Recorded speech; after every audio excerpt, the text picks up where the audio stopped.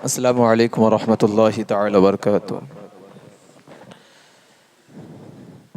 الحمد للہ رب العالمین والعاقبۃ للمتقین والصلاة والسلام علی سید الانبیاء والمرسلین، اما بعد فاعوذ باللہ من الشیطان الرجیم، بسم اللہ الرحمن الرحیم۔ قل ان صلاتي ونسکی ومحیای ومماتی للہ رب العالمین، صدق اللہ العظیم۔ سامعین ذوی الاحتشام، آئیں سب سے پہلے آقا نامدار شفیع روز شمار حضور احمد مجتبی محمد مصطفیٰ ارواحنا فدا صلی اللہ علیہ وسلم کی بارگاہ ناز میں درود و سلام پڑھیں۔ اللہم صلی علی سیدنا شفیعنا حبیبنا و نبینا و مولانا و مأوانا و ملجانا محمد مبارک وسلم صلاۃ و سلام علیک یا رسول اللہ وعلی آلک و اصحابک نبی اللہ صلی اللہ تعالی علیہ وسلم۔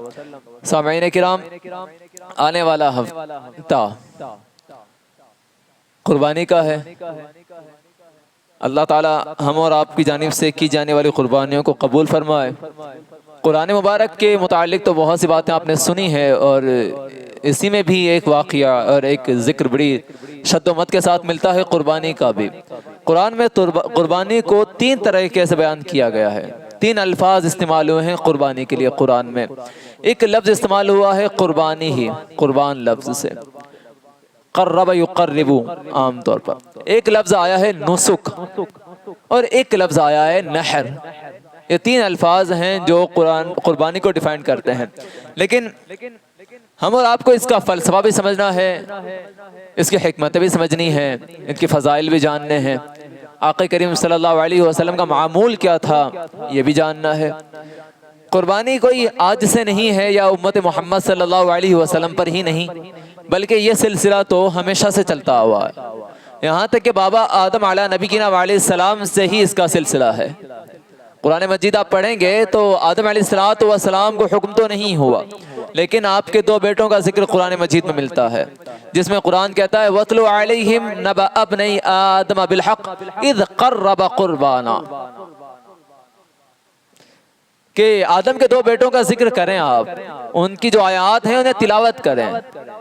اذ قربا قربانا، جب دونوں نے قربانی کی، یہاں تثنیہ کا صیغہ استعمال کیا گیا۔ فتقبل من احدہما ولم يتقبل من الآخر، ایک کی قربانی قبول کر لی گئی اور دوسرے کی قربانی قبول نہیں ہوئی۔ یہاں ایک بات ہے، 2 بھائی تھے حابیل اور قابل، دونوں بیٹے ہیں آدم علیہ نبینا علیہ السلام کے۔ لازم نہیں کہ ایک باپ کے دونوں بیٹے ہوں اور دونوں نیک ہوں، ہو سکتا ہے کوئی ایک بے راہ روی کا شکار ہو اور کوئی ایک ہدایت کا سرچشمہ بن جائے۔ دونوں بھائیوں میں جھگڑا بھی تھا، فیصلہ کرنا تھا۔ اب فیصلہ کرنے کے لیے قربانی ہی پیش کی گئی۔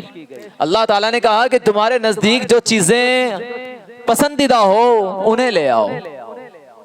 یاد رکھیں، جب تک پسندیدہ چیز قربان نہیں کی جائے گی قربانی نہیں ہونے والی۔ آگے چلتے ہیں انشاءاللہ۔ پسندیدہ چیزیں لے کے آئیں، اللہ تعالیٰ قربانی پیش کے اللہ تعالیٰ کی بارگاہ میں، اور اللہ تعالیٰ جس کی قربانی قبول کر لے گا اس کے حق میں فیصلہ کر دیا جائے۔ اب ایک تھے حابیل اور ایک تھا قابل۔ قابل زراعت کا مالک تھا، کھیتی باڑی کا مالک تھا، اناج اور دنیاوی ساز و سامان بہت تھا اس کے پاس، لیکن حابیل جو تھا اس کے پاس زیادہ کچھ نہیں تھا، لیکن وہ جانور چرایا کرتا تھا، جانوروں کا مالک تھا۔ دونوں بھائی نکلے ہیں، ایک نے اپنا ساز و سامان اناج لاد لیا ہے اور حابیل نے اپنا ایک دمبا اٹھایا ہے، وہ اسے لے کے نکل پڑے ہیں۔ پہلے قربانی کا یہاں تک کہ عیسیٰ علیہ السلام کے دور تک یہ معمول رہا کہ قربانی چھری پھیرنے سے نہیں، بلکہ قربانی کا معمول یہ تھا کہ اگر قربانی اللہ تعالی کی بارگاہ میں مقبول ہوتی تو آسمان سے ایک آگ اترتی اور اس قربانی کو لے جایا کرتی۔ یہ دلیل ہوا کرتی تھی کہ قربانی قبول ہو چکی ہے۔ دونوں بھائی لے کر آئے ہیں ایک کی قربانی، قرآن کہتا ہے فَتُقُبِّلَ مِنْ أَحَدِهِمَا وَلَمْ يُتَقَبَّلْ مِنَ الْآخَرِ، ان میں سے ایک کی قربانی قبول ہو گئی، کس کی؟ حابیل کی، جو قربانی کا مینڈا لے کر آئے تھے، ان کی قربانی قبول ہو گئی۔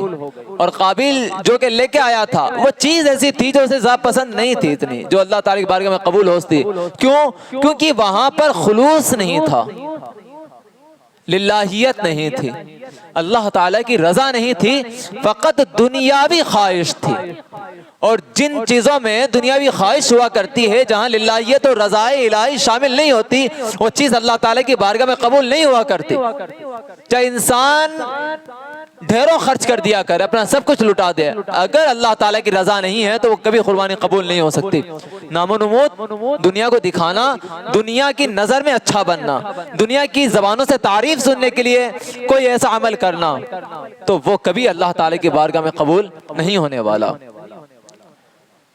اب دیکھیں تو صحیح، اللہ تعالیٰ نے ایک بات کہی ہے، انما یتقبل اللہ من المتقبلین، اللہ تعالیٰ قربانیاں انہی کی قبول کرتا ہے کہ جن کے دلوں میں اللہ تعالیٰ کے لیے خلوص کے ساتھ قربانی کرنے کا جذبہ ہوا کرتا ہے۔ ہم اور آپ میں کیا مسئلہ ہے، سوچیں ذرا۔ اب وہاں بھی ایک مسئلہ پیش آیا، دو بھائی تھے نا، ایک کی قربانی اللہ کی بارگاہ میں قبول ہوئی، دوسرے کی نہیں ہوئی، اسے غصہ آ گیا۔ ایک بھائی کو غصہ آ گیا جس کی قربانی قبول نہیں ہوئی، کہتا ہے قال لاقتلنک، ضرور ضرور تجھے قتل کر دوں گا۔ کیا کہتا ہے؟ ضرور ضرور تجھے قتل کر دوں گا۔ یہ بھی ایک عجب حیرت کی بات ہے کہ جہاں اپنی خواہش پوری نہیں ہوتی تو انسان اس سے بھی گریز نہیں کرتا کہ سامنے موجود میرا بھائی ہے یا میرا دشمن ہے، کچھ پتہ نہیں۔ اپنی طرف پوری کرنے کے لیے انسان اپنی خواہشیں پوری کرنے کے لیے اپنوں کو ماننے پر آمادہ ہو جاتا ہے۔ یہ کوئی چھوٹی بات تو نہیں ہے نا۔ کب تک انسان اپنی خواہشات میں بھاگے گا؟ کبھی تو رضا الہی تلاش کرے، کبھی تو سوچے کہ اللہ تعالیٰ راضی ہو، کبھی تو کوئی ایسا عمل کرے کہ دنیا سے پوشیدہ رہے تو رہے، دنیا مجھے اچھا کہے نہ کہیں، کوئی فرق نہیں پڑتا، اللہ تو راضی ہو جائے گا۔ معذرت کے ساتھ میں مسئلے ڈسکس ایسے نہیں کرتا، لیکن پھر بھی کرنے پر مجبور ہوں۔ اگر مسجد کی دیوار ہے آپ کے یہاں پر، یا کسی بھی مسجد کی دیوار ہو، اگر مسجد کی دیوار پر کوئی ایسی چیز لگائی جائے جو سراسر دنیاوی ہو، اس کو لگانے کی اجازت نہیں ہے، کیونکہ مسجد کا حسن بگڑ جاتا ہے، اس کی دیواریں بدنما ہو جایا کرتی ہیں۔ عجب بات نہیں ہے کہ اگر میرے گھر کی دیوار پر کوئی لگا کے جائے، مجھے قبول ہوگا؟ مجھے قبول نہیں ہوگا۔ میں کیا کہوں گا کہ میرے گھر کی دیوار بدنما ہوگی، میری دیوار خراب ہو جائے گی۔ تو پیارے، ہمارے گھر کی دیواریں خراب ہو سکتی ہیں، جن کی کوئی حیثیت نہیں ہے، وہ فقط ایک ملبہ ہی ہے، اس ملبے کے علاوہ کوئی حیثیت نہیں ہے اس کی۔ لیکن جو اللہ تعالیٰ کے گھر ہوا کرتے ہیں، بیت اللہ ہوا کرتے ہیں، ان کی ایک ایک اینٹ، ان کا ایک ایک ذرہ قیمتی ہوا کرتا ہے۔ ہمارے اور آپ کے گھروں کی اینٹوں کی قیمت ہوا کرتی ہے، لیکن مسجدوں میں ایک بار جو چیز وقف ہو جاتی ہے اس کی کوئی قیمت نہیں ہوا کرتی، وہ بے مول ہو جایا کرتی ہے۔ تو پھر ہم لوگ کیا کرنے لگے؟ اتنی سختی ہے ہمارے دلوں میں کہ ہم لوگ اپنے کاموں کے لیے اس کو استعمال کرتے ہیں۔ صرف ایک صورت جائز ہے، وہ یہ ہے کہ مسجد کے اندر ایک معمول بنا رکھا ہو کہ بورڈ لگا رکھا ہو جس پر اشتہارات لگائے جا سکتے ہوں۔ ان میں بھی اشتہارات دنیاوی غرض سے نہیں، ان میں بھی اشتہارات فقط دینی مقاصد کے لگائے جا سکتے ہیں، اس کے علاوہ کچھ نہیں لگایا جا سکتا۔ اور یہی اعلیٰ حضرت رضی اللہ تعالیٰ عنہ کا موقف ہے۔ تو خدا را اپنے آپ کو تھوڑا سا سمجھائیں، اپنے آپ کو سمجھائیں تھوڑا سا، کیونکہ ہم ہی تو ہے نا مسجدوں کے محافظ، ہم ہی تو حفاظت کرنی مسجدوں کی، ہم ہی تو سنوارنے والے ہیں۔ آپ نے سنا نہیں، اگر مسجد میں کوئی تھوڑا سا کوڑا کرکٹ بھی ہو نا اور بندہ اسے اٹھا لے، اسی صفائی کر لے، تو اللہ تعالیٰ اس کے بدلے جنت میں بھی مقام دے دیا کرتا ہے۔ ہم تو وہ لوگ ہیں بابا، چھوٹی چھوٹی باتوں پر جنت حاصل کرنے کے طلبگار لوگ ہیں۔ تو ایسا نہ کریں، سختی نہ کریں، نرمی کے ساتھ محبتوں سے رہے۔ اللہ تعالیٰ ہم سب کو اسلام کی دولت سے نوازے۔ بھائی نے کہا کہ اگر تو مجھے قتل کرے گا میں تو تجھے قتل نہیں کروں گا۔ لَئِن بَسَطْتَ إِلَيَّ يَدَكَ لِتَقْتُلَنِي مَا أَنَا بِبَاسِطٍ يَدِيَ إِلَيْكَ لِأَقْتُلَكَ، اگر تو مجھے مارنے کے لیے اپنا ہاتھ بڑھائے گا تو ٹھیک، لیکن میں تجھے مارنے کے لیے ہاتھ نہیں بڑھانے والا۔ انی اخاف اللہ رب العالمین، میں تو کائنات کے رب سے خوف کھاتا ہوں۔ کبھی سوچا ہے آپ نے کتنی شدید بات ہے یہ، کتنی زبردست بات کہی ہے ایک بھائی نے جس کے دل میں خوف الہی تھا۔ وہ کہتا تو مجھے مار لے کوئی بات نہیں، لیکن میں تجھے نہیں مارنے والا، کہ مجھے اللہ تعالیٰ کا خوف ہے۔ ایسا نہیں کہا، بلکہ یہ کہا کہ مجھے کائنات کے پالن ہار کا خوف ہے۔ تو پیاروں خوف پیدا کریں، رضا الہی پیدا کریں۔ اب وہ ایک دمبا تھا، تفسیر ابن کثیر میں ہے کہ وہ دمبا اٹھا لیا گیا، پھر وہی دمبا کہیں اور پیش کر دیا گیا۔ وہ کہاں پر؟ پھر قرآن مجید میں پھر آئے قربانی کا تصور۔ ایک یہ تھا قربانی کا تصور، ایک عمل اپنے آپ کو پیش کرنے کے لیے۔ دوسرا تصور قرآن پاک میں ربی ہب لی من الصالحین، اے رب مجھے نیک بیٹا عطا فرما۔ فبشرناہ بغلام حلیم، تو ہم نے انہیں ایک عقل مند بردبار بچہ عطا فرما دیا، خوشخبری عطا کر دی۔ یہ ہے اصل قربانی کا فلسفہ، یہ ہے اصل قربانی۔ کہتے کس کو ہیں؟ ہم اور آپ نے عید سے ایک رات پہلے جانور خریدا، اسے قربان کرنے کا شوق پورا کر لیا۔ ایک روز اس کے ہاتھوں میں، اس کے پاؤں میں پہنا دیا ہم نے گھنگرو، اور پہنا دیے ہم نے مالا، اور سوچ لیا ہم نے آج حق ادا کر دیا۔ کیا یہی قربانی کافی تھی؟ نہیں نا۔ کیوں؟ ابراہیم علیہ نبی کی علیہ السلام ایک لمبی عمر کو پہنچ جاتے ہیں اور اولاد نہیں ہوتی ہے۔ پہلی بیوی سارہ تھیں، ان سے کوئی اولاد نہیں ہوئی، انہیں ایک باندی ملتی ہے، وہ کہتی ہیں اے میرے سرتاج، میرے بطن سے آپ کے کوئی اولاد پیدا تو نہیں ہوئی، ایک کام کریں، ہاجرہ کو آزاد کر دیتی ہوں، آپ ہاجرہ سے نکاح کر لیں، ہو سکتا ہے اللہ تعالیٰ ان سے کوئی اولاد عطا کر دے۔ بڑا مسئلہ ہے یہ، بڑا مسئلہ ہے کہ ایک عورت اپنے شوہر کے لیے ایک عورت کو پیش کرے اور کہیں سے نکاح کر لو، ورنہ قانون ہے کہ سوتن قبول نہیں ہوا کرتی۔ پھر قانون ہے اللہ تعالیٰ کا، بہت سی چیزیں قربان کرنی پڑتی ہیں، بہت کچھ سمجھنا پڑے گا، کیونکہ اس بطن مبارک سے نبی آخر الزمان صلی اللہ علیہ وسلم کی ولادت بھی تو ہونی تھی نا۔ وہی محمد کا گھرانہ ہے جسے قربان کرنا آتا ہے، یہی اللہ والے ہوا کرتے ہیں جنہیں قربان کرنا آیا کرتا ہے۔ حالت کیا تھی؟ 90 سال کی تقریباً عمر پہنچ چکی تھی ابراہیم علیہ نبی علیہ السلام کی۔ دعا کی اللہ تعالیٰ سے اللہ اولاد عطا کر، پھر اللہ کہتا ہے فبشرناہ بغلام حلیم، ایک سمجھدار بچہ پیدا کیا، سمجھدار بچہ دیا اللہ تعالیٰ نے آپ کو۔ حالت کیا تھی؟ وہ چھوٹا بچہ جب آتا ہے گود کے اندر، اتنی عمر پہنچنے کے بعد بچہ ہو، محبت کتنی ہوگی آپ ذرا سوچیں ایک بات، کتنی شدید محبت ہوگی نا، وہ بھی دوسری بیوی سے ہوئی ہے۔ پھر اللہ تعالیٰ کہتا ہے کہ جاؤ اس کو لے جا کر چھوڑ کے آ جاؤ عرب کے بیابانوں میں، جاؤ مکے کی سرزمین پر چھوڑو، اور حیرت کی بات کہ وہاں نہ کھانے کو ہے نہ پینے کو کوئی چیز ہے۔ پھر شیطان کا مسئلے بھی کچھ اور ہوا کرتے ہیں، وہ بھی تو بڑا ورغلاتا ہے۔ جب چھوڑ کے آتے ہیں وہاں پر، وہاں حاجرہ کہتی ہیں میرے سرتاج کیا ہوا؟ یہاں چھوڑ کے جاتے ہیں، کوئی کلام نہیں کرتے ہیں کہ اجازت نہیں تھی۔ 2 بار پوچھتی ہے، 3 بار پوچھتی ہیں، کوئی جواب نہیں ملتا ہے، تو کہتی ہیں تو یہ تو بتائیں اللہ نے کہا ہے کہ ہاں اللہ کا حکم ہے۔ آپ راضی ہو جاتی ہیں اور کہتی ہیں کہ اگر اللہ تعالیٰ کا حکم ہے تو میرا رب مجھے ضائع نہیں کرے گا۔ کبھی سوچا ہے آپ نے یہ بھی کہ جب پریشانی میں گر جاتے ہیں آپ اور آپ کے سارے چھن جاتے ہیں، دنیا آپ سے نہیں پوچھتی ہے، کبھی سوچتے ہیں آپ کا یہ توکل یقین اللہ تعالیٰ پر زندہ رہتا ہے، اور سوچتے ہیں کہ پریشانی میں گرنے کے بعد میرا اللہ مجھے نکال لے گا اور میرا رب مجھے ضائع نہیں ہونے دے گا؟ نہیں پیارے، اللہ تعالیٰ کبھی اپنے ماننے والوں کو ضائع نہیں ہونے دیتا، چاہے وہ 2 عرب کے ریگستان میں ہو یا 313 میدان بدر میں ہو، اللہ کبھی ضائع نہیں ہونے دیتا۔ اللہ ہمیشہ تھامتا ہے، گرتوں کو اٹھا لیتا ہے، بے سہاروں کو سہارا عطا کرتا ہے۔ امید لگائے رکھیں اسے، توکل رکھیں اس سے آپ۔ پھر تقریباً 13 سال کی عمر پہنچی، واپس قریب ہوئے باپ بیٹے، بچھڑ گئے تھے نا بچپنے میں ہی، اللہ نے جدا کر دیا تھا، لگاؤ ہو جاتا ہے تو جدا ہو جاؤ، دوبارہ اللہ نے اکٹھا کیا۔ تفاسیر میں 2 واقعے مذکور ہیں، ایک یا تو 13 سال کی عمر ہوئی، یا یہ تھا کہ بالغ ہو گئے تھے، یعنی 12 سال کی عمر کراس کر گئے۔ قرآن کہتا ہے فَلَمَّا بَلَغَ مَعَهُ السَّعْيَ قَالَ يَا بُنَيَّ إِنِّي أَرَىٰ فِي الْمَنَامِ أَنِّي أَذْبَحُكَ فَانظُرْ مَاذَا تَرَىٰ، کہ جب وہ ان کے برابر کام کرنے لائق ہوئے، بالغ ہوئے، عمر کو پہنچے، قال، والد کہنے لگے اے میرے بیٹے، کیا کہتا ہے؟ انی اراٰ فی المنام ان تذبحک، میں تجھے ذبح کرتا ہوں اور میں نے یہ بات خواب میں دیکھی ہے، تو کیا کہتا ہے؟ حیرت ہے نا آپ کو، خواب میں دیکھا ہے اور بیٹے تجھے ذبح کرنا ہے۔ فانظر ماذا تری، کیا کہتا ہے؟ قال یا ابت افعل ما تؤمر، اے میرے والد محترم، جس چیز کا حکم دیا گیا ہے وہ کر لیں، ستجدنی انشاء اللہ من الصابرین، انشاءاللہ آپ ہمیں صبر کرنے والا پائیں گے۔ ایک بات سوچیں ذرا، یہ عجیب فلسفہ ہے قرآن کا۔ پہلا عقیدہ یاد رکھیں، پہلے بھی ذکر کیا تھا وحی کے باب میں، کہ نبیوں کے خواب جو ہوا کرتے ہیں وہ فقط خواب نہیں ہوا کرتے، وہ وحی الہی ہوا کرتے ہیں۔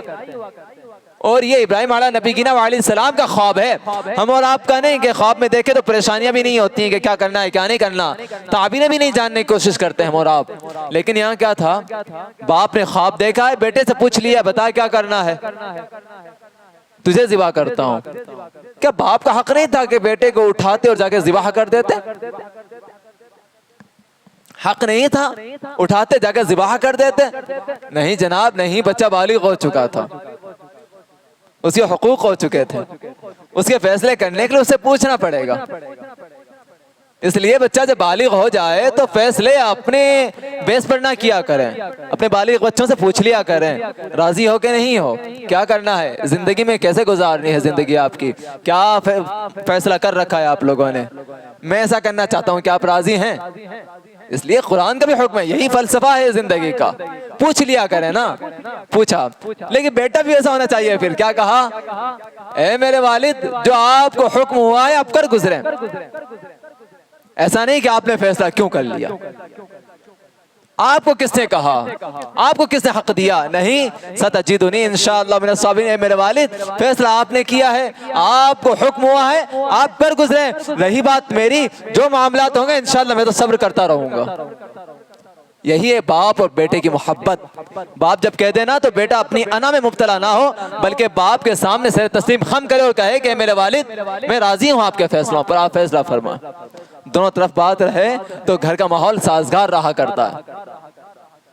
قرآن کیا کہتا ہے، فَلَمَّا أَسْلَمَا وَتَلَّهُ لِلْجَبِينِ، فلما اسلما وتلہ للجبین، دونوں نے سر تسلیم خم کرتے ہوئے اپنی پیشانی اللہ تعالی کی بارگاہ میں جھکا دی۔ یہاں ایک لفظ ہے اسلم یسلم، اسلام پڑھا ہے آپ لوگوں نے۔ اسلام کیا چیز ہے؟ اسلام میں سلامتی دینا اور اللہ تعالیٰ کے حکم کو مان لینا، سر تسلیم خم کر لینا، اس کے پیغامات کو، اس کے احکام کو مان کر اللہ تعالیٰ کے آگے حضور سر جھکا دینا۔ یہاں تثنیہ کا صیغہ ہے، اسلم اسلما، دونوں باپ بیٹوں نے۔ وَنَادَيْنَاهُ أَن يَا إِبْرَاهِيمُ، اور پھر ہم نے بھی ندا کی کہ اے ابراہیم قد صدقت الرؤیا، تحقیق آپ نے اپنا خواب سچ کر دکھایا ہے۔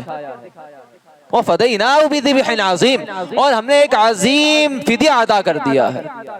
اب یہاں ذرا سوچیں، برسوں بعد بچہ پیدا ہو، اسے جدا کر دیا جائے، پھر اس کے بعد میں اسی بچے کو قربان کرنے کا حکم دے دیا جائے، کتنا مشکل ہوتا ہوگا کہ بیٹے کی گردن پہ چھری چلانا آسان تو نہیں ہے نا۔ کبھی سوچا ہے آپ نے قربانی کرتے ہوئے اپنے بیٹے کی اگر گردن پہ چھری چلانی ہوتی تو آپ کے دلوں پر کیا گزرتی؟ آپ سے پہلے آپ کی بیویوں کے دلوں پہ کیا گزرتی؟ بیٹیاں پسند کر لیتے پیدا کرنا، جو آج بری لگ رہی ہیں، بیٹے پیدا نہیں کرتے پھر لوگ کہ قربان نہ کرنے پڑ جائیں۔ اور یاد رکھیں کہ جب تک بندہ اپنے آپ کو اور اپنی اولاد کو اللہ تعالیٰ کی بارگاہ میں قربان کرنے کے لیے پیش نہیں کرے گا، وہ کبھی اللہ کی بارگاہ میں مقبول نہیں ہو سکتا، کبھی اللہ کو پیارا نہیں ہو سکتا۔ شرط اول ہے کہ آپ کو اپنے آپ کو بھی اپنی اولاد کو اللہ کی بارگاہ میں قربان کرنا ہوگا۔ وہ کون سا دین ہے ہم نہیں جانتے، جن مذہبوں میں فقط نماز روزہ حج و زکوٰۃ سب کچھ ہے، بلکہ ہمارا دین تو یہ ہے کہ نماز روزہ حج و زکوٰۃ کے علاوہ بھی جہاں اللہ نے کہہ دیا یہ کرنا ہے وہ کرنا ہے۔ یہ کون سا مذہب ہے ہمارا؟ نمازوں کی طرف کوئی توجہ نہیں ہے، ایک جانور خرید کے لائیں گے 1 لاکھ کا، پورے شہر میں اعلان کر دیں کہ ہم نے 1 لاکھ کا خریدا ہے، دنیا میں گھمائیں گے پھرائیں گے قربانی کریں گے۔ جناب ابھی آپ نے کیا کیا؟ آپ کا دل راضی ہے اس بات پر؟ آپ خوش ہیں اس بات سے؟ آپ کا دل کا تقوی مضبوط ہے؟ ابھی تک تو نہیں ہے نا۔ کیوں؟ ہم تو یہ سوچتے ہیں کہ یہی گوشت ہوگا، یہی خون ہوگا جو اللہ تعالیٰ تک پہنچ جائے گا، ہرگز نہیں پہنچنے والا۔ قرآن صاحب کہتا ہے لَن يَنَالَ اللَّهَ لُحُومُهَا وَلَا دِمَاؤُهَا وَلَكِن يَنَالُهُ التَّقْوَىٰ مِنكُمْ، نہ ہی گوشت پہنچنے والا ہے اللہ تعالیٰ کو، نہ ہی اس کا خون پہنچنے والا ہے اللہ تعالیٰ کو، وَلَكِن يَنَالُهُ التَّقْوَىٰ مِنكُمْ، لیکن اللہ تعالیٰ تک جو بات پہنچنے والی ہے وہ تمہارے تقوی ہیں، خلوص نیت ہے، دل کا پاکیزہ ہو کر اللہ تعالیٰ کے لیے قربان کرنا، یہ اللہ تعالیٰ تک پہنچا کرتا ہے۔ اب ذرا سوچیں، جانور قربان کرنے سے پہلے کچھ اور بھی قربان کرنا ہوتا ہے، اور وہ ہے نفسانی خواہشات، دلوں کے لالچ، دنیا کی خواہشیں، شیطان کا اتباع، شیطان کو راضی کرنے کی باتیں، یہ قربان کریں گے تو اللہ تعالیٰ آپ کی قربانیاں قبول کرے گا، ورنہ اتنا آسان نہیں ہے۔ جانور تو نہ جانے کون کون قربان کرتا ہے، کمی ہے کیا؟ اور حیرت کی بات ہے کہ ابھی ایک مسئلہ اور سامنے آیا ہے، ہمارے یہاں ایک عجب ماحول بنا ہوا ہے کہ غیر مسلم جو ہیں وہ جانور ذبح کروا لیتے ہیں، اور جانور ذبح کرواتے ہیں تو امام صاحب کو بلاتے ہیں کہ حضرت آپ کو آنا ہے اور چھری رکھنی ہے جانور پر۔ حضرت چلے جاتے ہیں، حضرت سے پوچھتے ہیں کہ حضرت آپ نے کیا کیا؟ کہ میں نے ذبح کر دیا ہے، آدھا گوشت لے آیا ہوں، آدھا دے آیا ہوں۔ جائز تھا کہ میں نے اللہ کا نام دل میں لے لیا تھا۔ حیرت ہے، جنہوں نے بلایا وہ کس کے نام کی قربانی کرنا چاہتے تھے؟ انہوں نے اپنا جانور کس کے نام پہ قربان کرنا چاہا؟ غیر اللہ کے نام پر۔ آپ نے دل میں پڑھ لیا، انہیں کیا پتا، دیکھنے والوں نے کیا دیکھا، غلط ہوا نا۔ اس لیے جناب یہ دلوں کی باتیں دلوں تک رکھیں، دنیا کے ساتھ دھوکہ نہ کریں، اللہ کے ساتھ دھوکہ ہو جاتا ہے۔ دل کو پاکیزہ رکھیں، پاکیزہ، اور یاد رکھیں دل کی پاکیزگی کی دلیل آپ کا عمل ہے۔ آپ کیسا عمل کر رہے ہیں وہ عمل بتاتا ہے کہ آپ کا دل کتنا پاکیزہ ہے، آپ کی گفتار بتاتی ہے کہ آپ کا دل کتنا پاکیزہ ہے۔ ہم اور آپ نے مصلحتیں تلاش کرنی شروع کر دی ہیں، راہیں نکالنا شروع کر دی ہیں۔ اللہ تعالیٰ کی بارگاہ میں راہیں قبول نہیں ہیں، اللہ تعالیٰ کی بارگاہ میں فقط ایک بار قبول ہے۔ اللہ نے کہا یہ کرنا ہے تو کر لو، بس کہہ دیا کہ نہیں کرنا ہے تو نہیں کرنا ہے۔ اس لیے ان دکھاووں سے نکلیں آپ باہر اور اللہ تعالیٰ کی رضا میں خلوص و للہیت کے ساتھ آ جائیں اللہ تعالیٰ کی بارگاہ میں، کیونکہ اقبال نے بہت کہا تھا اور بہت اچھا کہا تھا، یہ شہادت گہے الفت میں قدم رکھنا ہے۔ لوگ آسان سمجھتے ہیں مسلمان ہونا، اتنا آسان نہیں، بدلنا ہوگا۔ اور جب بات آقا کریم صلی اللہ علیہ وسلم کی آتی ہے تو یاد رکھیں 9 تاریخ فجر سے لے کر 13 کے عصر تک آقا کریم صلی اللہ علیہ وسلم کا معمول تھا۔ حضرت انس فرماتے ہیں کہ آقا کریم صلی اللہ علیہ وسلم تکبیر تشریق پکارا کرتے تھے، یہاں تک ماحول تھا۔ حضرت عمر رضی اللہ تعالیٰ عنہ کے متعلق آتا ہے کہ حضرت عمر رضی اللہ تعالیٰ عنہ مینا میں اپنے خیمے میں ہوتے، تب بھی بازاروں میں جو لوگ ہیں وہ بھی، مسجدوں میں جو لوگ ہیں وہ بھی، یہاں تک کہ علاقے کے اندر آواز گونج اٹھتی تھی اور لوگ تکبیر تشریق پکارا کرتے تھے، اور وہ تکبیر کیا ہے؟ اللہ اکبر لا الہ الا اللہ واللہ اکبر وللہ الحمد۔ دیکھیں ذرا کتنی خوبصورت تکبیر ہے نا، اللہ کی بڑائی بولنا، اس کے ساتھ توحید کا اقرار کرنا، شرک کو نکار دینا، اور اللہ تعالیٰ کی تعریف پر ہی اپنی زبانیں بند کر لینا۔ آقا کریم صلی اللہ علیہ وسلم کا معمول سمجھائیں اپنے بچوں کو۔ ایک روز ایسا تھا، ماں عائشہ صدیقہ رضی اللہ تعالیٰ عنہ فرماتی ہیں آقا کریم صلی اللہ علیہ وسلم کے سامنے ایک جانور تھا، آنکھیں بھی تھوڑی سرمگی تھیں، پیٹ پر بھی تھوڑی سیاہی تھی، چہرے پر بھی سیاہی تھی، پاؤں بھی سیاہ تھے، اس کے مینڈا تھا۔ کہنے لگے عائشہ ذرا چھری لے کر آؤ۔ ماں عائشہ چھری لے کر آتی ہیں، آقا کریم صلی اللہ علیہ وسلم نے کہا کہ اچھا اسے تیز کرو۔ ماں عائشہ چھری تیز کرتی ہیں، ہماری گھر کی عورتیں کرتی ہیں کیا ایسا؟ ان سے برداشت نہیں ہوتا، ڈر لگتا ہے۔ پھر آقا کریم صلی اللہ علیہ وسلم نے چھری لی، قبلہ رو کیا جانور کو، بائیں پہلو پر لیٹا کر اپنا دایاں پاؤں اس کے پہلو پر رکھا ہے، اور چھری لے کر بسم اللہ اللہ اکبر کہہ کر اسے ذبح کیا۔ پہلی بات تو یہ سمجھیں آپ، یہاں خوبصورت بات یہ کہنی ہے آپ اچھے ہیں، آپ کا لباس اچھا ہے، آپ کو ڈر لگتا ہے، آپ قربانی کے قریب نہیں جاتے، آپ یہ سوچتے میرے کپڑے گندے ہو جائیں گے، دوسرے لوگوں کو بلا کر قربانی کرواؤں گا۔ جناب رسول اللہ سے زیادہ پاکیزہ تو نہیں، رسول اللہ سے زیادہ تو اچھے نہیں، ان کا لباس جتنا نفیس تھا آپ کا لباس تو نہیں۔ پھر رسول اللہ خود اپنے ہاتھ سے اللہ تعالیٰ کی بارگاہ میں جانور ذبح کریں، اور ہم اور آپ جیسے لوگ جن کی کوئی حیثیت نہ ہو اتنے پروٹوکول میں لے کر قربانی کروانے لگے نہ، رسول اللہ کا کردار اختیار کریں، اپنے ہاتھوں سے اپنے جانور ذبح کیا کریں، مدد کیا کریں، اپنے گھر والوں کو بلا کے دکھایا کریں کہ قربانی ایسے ہوا کرتی ہے۔ بچہ ڈر جائے گا، بچی ڈر جائے گی، کون سی باتیں سکھا دی تم نے؟ یہ مسلمان تھے نا کہ ان کے سامنے بچے ہوا کرتے تھے میدان جنگ کے اندر، اور انہی کے ہاتھوں سے تلواریں چل رہی ہوتی تھیں، اور آج اپنے بچوں کو آپ قربانیوں سے ڈرا رہے ہیں۔ جب یہ جانور قربان نہیں کر سکتا تو اپنا خون اللہ کی بارگاہ میں کیسے بہا سکے گا؟ سکھائیں ان کو کیسے قربانیاں کی جاتی ہیں، قربان کیسے کیا جاتا ہے، اپنے آپ کو بھی اور اللہ تعالیٰ کی بارگاہ میں اپنا سب کچھ قربان کیسے کیا جاتا ہے۔ اور پھر غریبوں کے لیے بہت پیاری بات ہے، آقا کریم صلی اللہ علیہ وسلم قربانی کرتے پتہ کیا کہتے ہیں؟ اللہم تقبل منی وآل محمد ومن امتی، اے میرے رب میری جانب سے بھی قبول کر لے، میری آل کی جانب سے بھی قبول کر لے، اور میری امت کی طرف سے بھی قبول کر لے۔ اور ایک روز آقا کریم صلی اللہ علیہ وسلم نے کہا بسم اللہ ہذہ عنی، اے میرے رب یہ میری طرف سے ہے، وعمن لم یضحی من امتی، اور میری امت میں سے جس نے بھی قربانی نہیں کی اس کی جانب سے یہ قربانی ہے۔ یہ معمول تھا آقا کریم صلی اللہ علیہ وسلم کا، دو قربانیاں کرتے تھے، ایک اپنی جانب سے اور ایک اپنی غریب امت کی جانب سے۔ مولا علی مشکل کشا رضی اللہ تعالیٰ عنہ کہتے ہیں کہ میں بھی دو قربانیاں کرتا ہوں، کیونکہ آقا کریم صلی اللہ علیہ وسلم نے مجھے وصیت فرمائی ہے۔ حضرت انس رضی اللہ تعالیٰ عنہ کہتے ہیں کہ میں بھی دو قربانیاں کرتا ہوں، کیونکہ میں نے رسول اللہ صلی اللہ علیہ وسلم کو ایسے ہی کرتے ہوئے دیکھا ہے۔ اب آپ بتائیں، اللہ تعالیٰ نے آپ کو نوازا ہے اگر، تو آپ اپنے نام سے تو قربانیاں کرتے ہیں، امت کے نام سے کتنی قربانیاں آپ کی ہو جاتی ہیں؟ اچھا امت کی بات الگ، کیا آپ کے قربانیوں کے حصوں میں سے رسول اللہ کے نام کی قربانی نکلتی ہے؟ کیا آپ ان کی بارگاہ میں کچھ پیش کرتے ہیں؟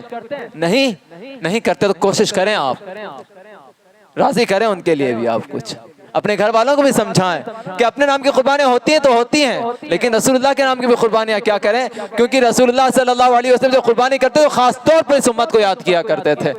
جو رسول ہمیں نہ بھولا ہو ہم اسے کیسے بھول جائیں گے؟ اعلیٰ حضرت کہتے ہیں نا، جو نہ بھولا ہم غریبوں کو رضا، یاد اس کی اپنی عادت کیجئے۔ اس لیے قربانیاں کریں خلوص للہیت کے ساتھ، اپنے نفسانی خواہشات کو بھی قربان کریں، اپنے مال و دولت کو بھی قربان کریں، اور اپنی جانب سے جانوروں کو بھی اللہ تعالیٰ کی بارگاہ میں قربان کریں۔ اللہ تعالیٰ کہنے سننے سے زیادہ عمل کی توفیق عطا فرمائے۔ اشہد ان لا الہ الا اللہ واشہد ان